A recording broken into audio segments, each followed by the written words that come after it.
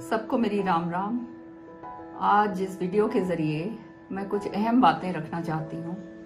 हम सब जानते हैं कि पूरा देश जो है कोरोना की महामारी से जूझ रहा है और उसकी लड़ाई जो है हम सब लोग एकजुट होकर मिलजुल कर उसके खिलाफ लड़ रहे हैं। लेकिन इसका जो प्रभाव है वो सबसे ज़्यादा हमारे बेचारे किसान के ऊपर पड़ा है और ख़ास तौर से जो ये हमारा अन्नदाता है, इसके जो परेशानियां जो सामने आई हैं मेरे सामने फ़ोनों के ज़रिए, फेसबुक के ज़रिए और बहुत सारे लोगों ने मुझे बताया, अखबारों के ज़रिए जो मुझे मालूम चला है, उसके बारे में चंद बातें मैं रखना चाहती हूँ सरकार के सामने, जिसके ऊपर सरकार को तुरंत संज्ञान लेना चाहिए।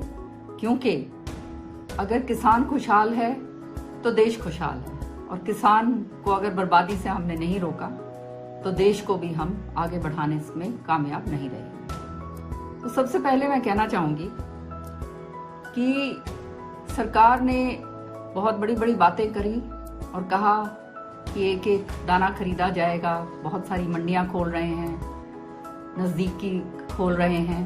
तो मैं बड़ी खुश हुई ये जानकर कि ये सारी की सारी जो हैं सुविधाएं हमारे किसान भाई को ऐसे विकट समय के अंदर दी जा रही। लेकिन और इसलिए मैं चुप भी रही। लेकिन अब जब ये खरीद शुरू हुई, मैंने देखा कि इसके अंदर इतनी सारी अनियमितताएं आ रही हैं और किसान भाई उससे जूझ रहे हैं। तो मैं सरकार को कहना चाहती हूँ कि इनके ऊपर तुरंत संज्ञान लेके कार्रवाई करें।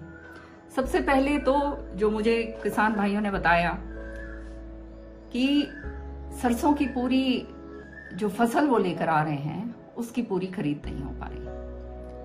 टोकन दिए जा रहे हैं सारी मंडियों के अंदर, और लेकिन जितने का टोकन दिया जाता है वो जो किसान पूरा अपनी मेहनत की फसल लेकर जा रहा है, वो टोकन जो है उतने टोकन की उसकी पूरी खरीद जो है वो नहीं करी जा रही।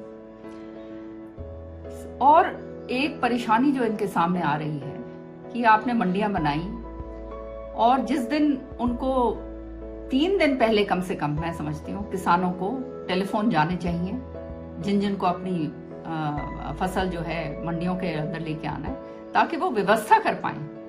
कोई ये किसान भाई कोई ये बड़े बड़े साहूकार या बड़े इंडस्ट्रियलिस्ट तो है नहीं कि इनके पास सारे व्यवस्था है। तो व्यवस्था करने में भी समय लगता है कि अपना जो है जो फसल है उसको लेके जाना है मंडियों में। तो कम से कम सरकार जो है वो 3 दिन पहले फोन करके बाकायदा बताए कि आपको इस मंडी के अंदर जाना है, ताकि वो अपना पूरा का पूरा फसल का इंतजाम कर सके। साथ ही साथ ये हमने देखा कि बेमौसम बरसात बहुत हो रही है।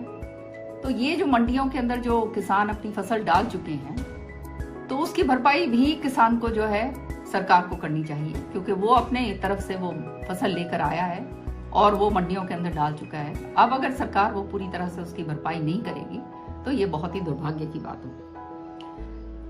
एक बात और मैं कहना चाहूंगी, 5वां पॉइंट जो है कि जिन किसान भाइयों ने ऑनलाइन की सरसों की खरीद तो ऑनलाइन जिन्होंने करवा ली, उनका तो चलो ठीक है, पर बहुत सारे ऐसे भाई थे, क्योंकि किसान जो हैं आप जानते हो ये इस तरह की महामारी का समय है, जो ऑनलाइन जो है अपनी फसल का ब्यौरा नहीं करवा पाए। तो ये ऑनलाइन वाला जो सिलसिला है जो सरकार ने करा है, केवल उनका नहीं, जो किसान भाई अपना ऑनलाइन भी ब्यौरा नहीं करवा पाए, उनका भी पूरी तरह से जो है उनका सरसों की खरीद होनी चाहिए। क्योंकि सरकार का ये दावा है कि दाने दाने के ऊपर दाना जो है वो सरकार जो है किसान का खरीदेगी। बड़े जोर शोर से जो है हमारे कृषि मंत्री जी इस बात को कह रहे हैं। तो मैं आग्रह करना चाहती हूँ कि ये जो है केवल बातों में ना रह जाए, इस बात को क्रियान्वित भी करा जाए कि किसान की दाने दाने की जो फसल है, वो जो दाना जो लेकर आ रहा है, वो उसकी मंडियों के अंदर उसकी खरीद हो। साथ ही साथ एक बड़ा अहम बात मैं कहना चाहती हूँ, और बहुत बड़ा मैं समझती हूँ ये घोटाला हो रहा है, जिसके ऊपर तुरंत जो है कार्रवाई अगर नहीं करी गई तो बहुत दुर्भाग्य की बात होगी कि किसान भाई को हमारी जो मंडियों के अंदर प्रति क्विंटल के ऊपर 2 किलो की कटौती का खेल हो रहा है।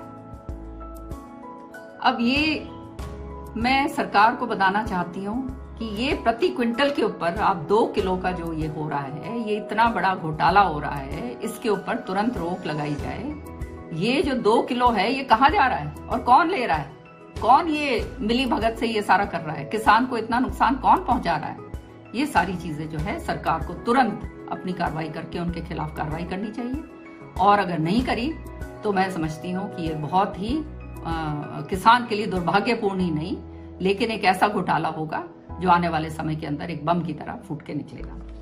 साथ ही साथ मैं ये भी कहना चाहती हूँ कि गेहूं जो है उसकी खरीद जब भी हुआ करती थी, गेहूं की खरीद, जो भी गेहूं मंडियों के अंदर आया करती थी, वो पूरी की पूरी जो है वो खरीदा जाता था गेहूं। आज तक ये होता आया है। सरकार ने पहले कहा कि जो ऑनलाइन रजिस्ट्रेशन करेगा, फिर उसके बाद वो ऑर्डर वापस ले लिए और कहा कि ऑनलाइन की जरूरत नहीं है। लेकिन देखा यह जा रहा है कि जहां जहां खरीद शुरू करी है वो केवल उन लोगों की कर रहे हैं जो सरसों को ऑनलाइन अपना रजिस्ट्रेशन करवा पाए हैं। तो ये किसान भाई के साथ बहुत बहुत बड़ी ज्यादती है, और सरकार ने जो अपने बोल खुद के कहे हैं उनके ऊपर सरकार को संज्ञान तुरंत लेना चाहिए कि जो भी गेहूं की फसल, पूरे के पूरे दाने जो मंडियों के अंदर आ रहे हैं, चाहे वो ऑनलाइन हो चाहे वो ऑनलाइन ना हो, उनको जो है सरकार तुरंत प्रभाव से उनको खरीदे, ताकि जो किसान भाई है, जो गरीब है, जो मजदूर है, जो काम कर रहा है, जिसके पास कुछ नहीं है, जिसने अपना जो है, सरकार उनसे ये मांग जरूर कर रही है कि अपना तुम योगदान दो, तुम अपना दान दो कोरोना रिलीफ के प्रति। और मुझे खुशी है कि जो छोटा किसान है वो भी जो है योगदान अपना दे रहा है।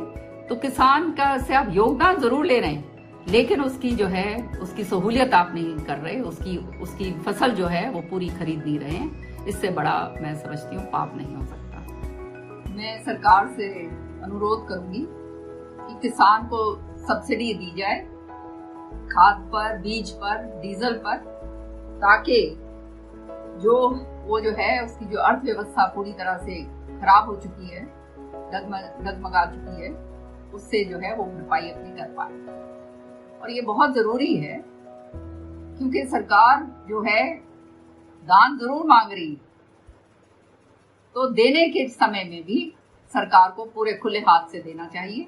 यही मेरी प्रार्थना।